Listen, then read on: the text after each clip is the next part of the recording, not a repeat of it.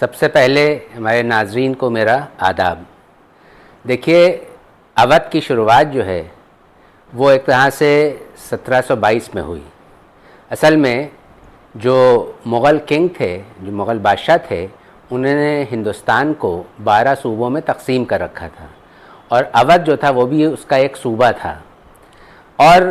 یہاں کے اوپر انہوں نے شیخزادوں کو بھیج رکھا تھا، اور شیخزادے جو تھے وہ اس ریجن میں رول کر رہے تھے۔ لیکن کچھ عرصے کے بعد وہ خود مختار ہو گئے، آٹوکریٹک ہو گئے، اور وہ مغل کنگ کو ریونیو بھیجنا انہوں نے بند کر دیا۔ تب پھر مغل کنگ نے سعادت خاں برہان الملک، جو کہ ایرانی اوریجن کے تھے، نیشاپور کے تھے اور مغل آرمی میں تھے، جنرل تھے، تو انہوں نے سعادت خاں برہان الملک کو اودھ بھیجا، لکھنؤ بھیجا، اور کہا کہ آپ شیخزادوں سے جنگ کریں اور ان سے فتح حاصل کر کے ان سے ایک طرح سے قبضہ جو ہے وہ واپس لیں۔ تو جب سعادت خاں برہان الملک 1722 میں لکھنؤ تشریف لائے تو انہوں نے شیخزادوں کو ایک میسج بھیجا کہ یا تو آپ خاموشی سے لکھنؤ سے کوچ کر جائیں، لکھنؤ کو چھوڑ دیں، یا پھر ہم سے جنگ کریں۔ تو ان لوگوں کو سعادت خاں برہان الملک کی قوت کا اندازہ تھا، اور یہ معلوم تھا کہ ان کی اپنی ویپنریز جو ہیں وہ بھی ان سے زیادہ بہتر ہیں اور اچھی ہیں اور زیادہ تعداد میں ہیں۔ تو انہوں نے یہاں سے کوچ کرنا مناسب سمجھا، یہاں سے وہ لکھنؤ سے وہ چلے گئے،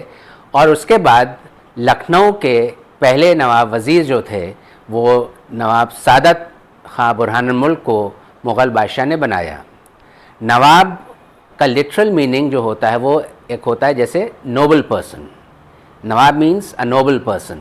تو جیسے راجہ ہوتے ہیں، مہاراجہ ہوتے ہیں، بادشاہ ہوتے ہیں، کنگ ہوتے ہیں، کوئین ہوتی ہیں، پرنس ہوتے ہیں، پرنسز ہوتی ہیں، اسی طرح سے نواب جو ہے وہ بھی ایک ٹائٹل ہے جو کہ مغل بادشاہوں نے ان لوگوں کو دیا تھا، اور 1722 میں انہوں نے اپنا دارالسلطنت جو تھا، مطلب اپنا جو کیپٹل تھا، وہ فیض آباد کیا، اور وہاں سے وہ حکومت کر رہے تھے۔ اس کے بعد جب ان کا انتقال ہوا تو ان کے کوئی بیٹا نہیں تھا۔ انہوں نے اپنی بیٹی کی شادی جو تھی اپنے بھانجے صفدرجنگ ان سے شادی کی ہوئی تھی، تو ظاہر سی بات ہے کہ جب ان کا انتقال ہوا تو بیٹا نہ ہونے کی وجہ سے صفدرجنگ جو تھے وہ دوسرے نواب ہوئے، اور ان کے انتقال کے بعد پھر ان کے صاحبزادے نواب شجاع الدولہ وہ اودھ کے تیسرے تاجدار ہوئے، اور ان لوگوں کی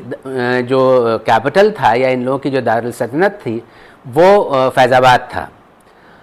اور ان کے انتقال کے بعد جب نواب شجاع الدولہ کا انتقال ہوا تو ان کے صاحبزادے نواب آصف الدولہ جو اودھ کے چوتھے تاجدار تھے، چوتھے نواب تھے، تو انہوں نے اپنے کیپٹل یا اپنے دارالسلطنت کو فیض آباد سے لکھنؤ